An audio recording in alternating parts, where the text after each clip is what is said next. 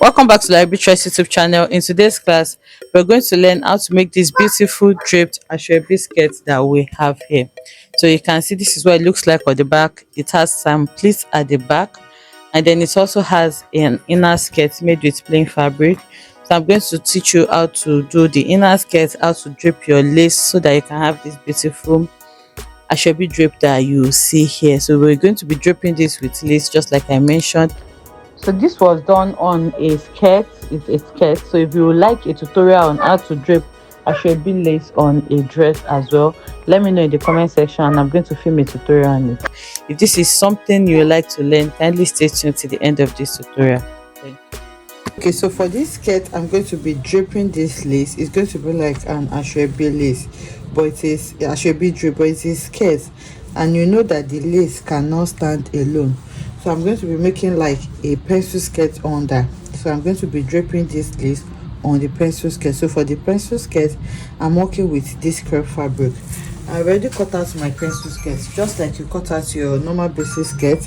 This is the waist, this is the hip, this is the knee, and then your full skirt length. So this is my front unfold, and this is the back that is open. You can see that I've also gone ahead to weave all the rough edge. So now what I'm going to do is a pencil skirt is very easy to make. So what I'm going to do now is to go ahead and join the side. Okay, I'm just going to join the side together. I'm going to join the back and leave my zipper allowance open.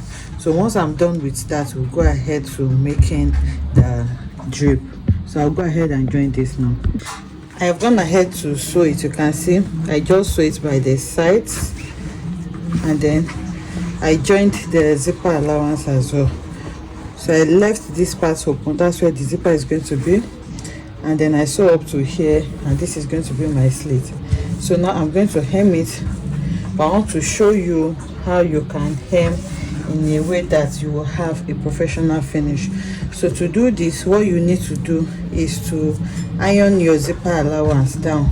You can see the zipper allowance that stopped here. I just maintained it and then I ironed it.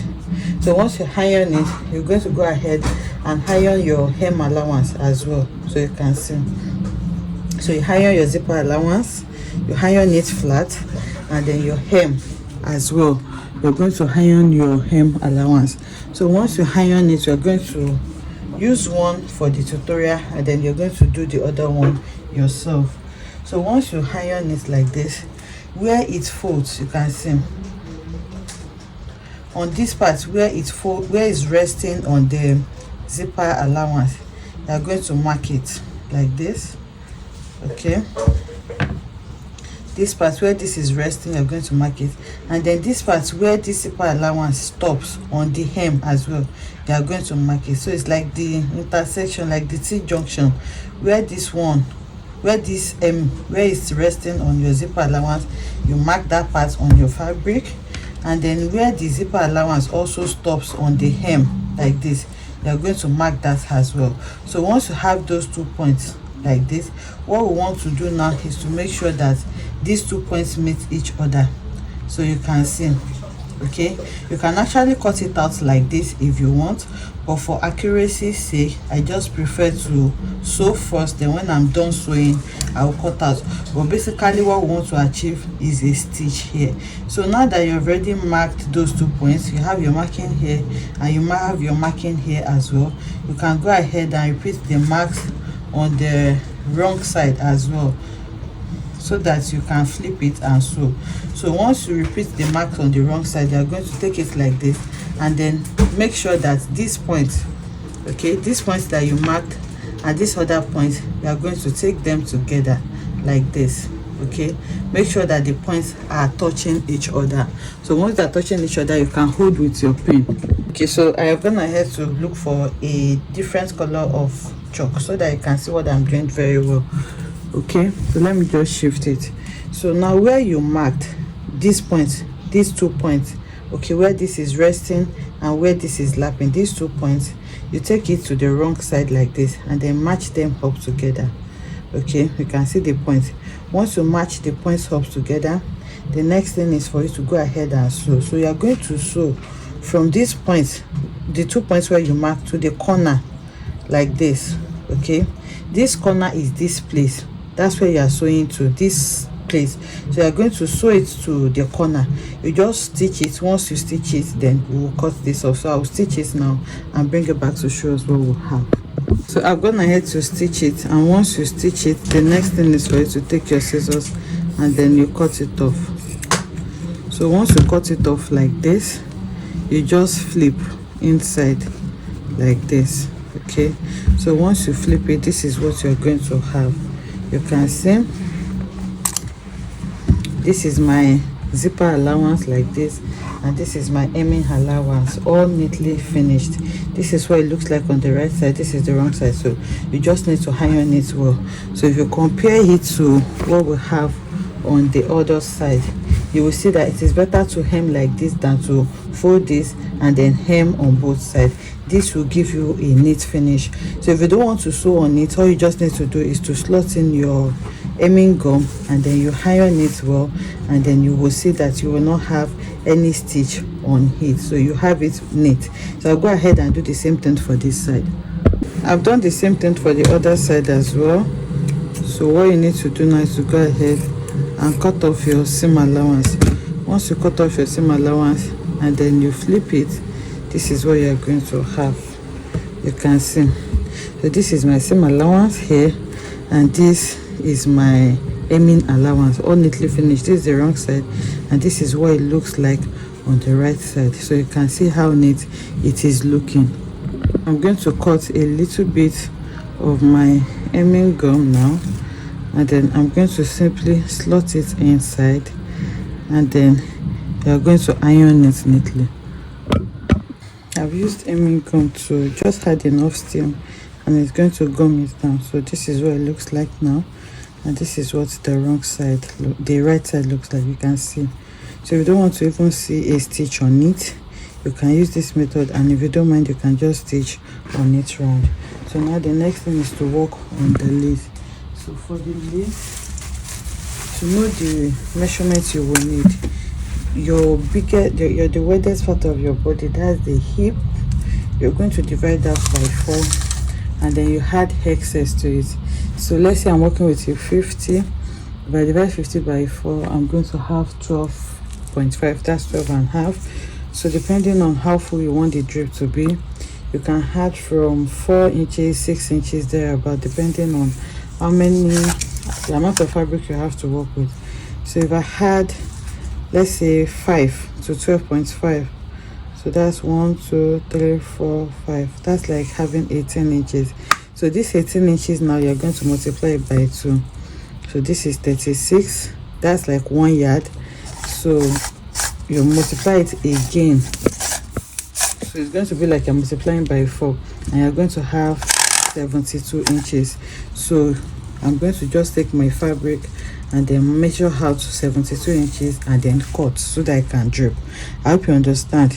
You measure the widest part of your measurement, in this case it's the hip, so you divide that by 4, you add your allowance, then once you have that, you multiply it by 4 and cut it out on your fabric. So if your hip is 40, you divide by 40 by 4 and you have 10. So if you want to add 5-inch allowance to that, you add 5 and you have 15. So that 15 now, you multiply it by 4 and cut that out on your fabric. So I'm going to do that to this lace now. I've gone ahead to cut out my lace. So the next thing I'm going to do is to measure from where my zipper is going to start, which is here, all the way to the hem. Okay, so you're measuring from there all the way to your hem. So that measurement now, if you want your lift to be longer than the inner skirt, you can now add whatever allowance that you want to it. Okay, so let's say I want it to be 3 inches longer, I can add that and then have 36 inches. So the 36 inches now, you're going to put the lace on fold. Remember, we cut out our hip plus our allowance multiplied by 4. So you're going to put the 2 ends together because there will be no side seam here. The only joining is going to be at the back, okay, at the center back.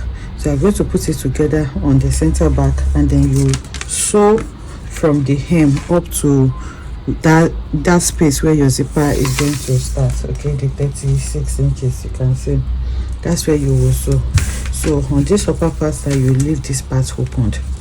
So now once you leave this part opened, I'm going to turn it to the right side like this, and then I'll bring my skirt, the inner skirt.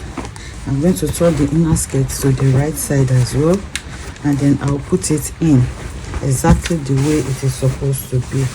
Okay, when you are done sewing, you are going to put it in, and then you make sure that the zipper area is matching each other. Okay, I'm doing this because I don't want to sew the lace to the body of the skirt. I want the lace to be free and independent. So now you will have excess because the length that we have on the lace is longer than the length of the skirt, so you have excess.